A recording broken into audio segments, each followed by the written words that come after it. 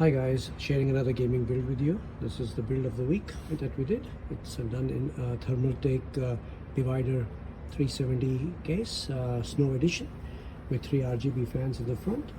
And if you come in, look inside, it has 360 Snow Edition cooler and has an RGB fan at the back. So this was designed with the RTX 1490, 14th generation i9 4900K processor with 64 gig RAM, and we went with two 2TB NVMe SSD drives.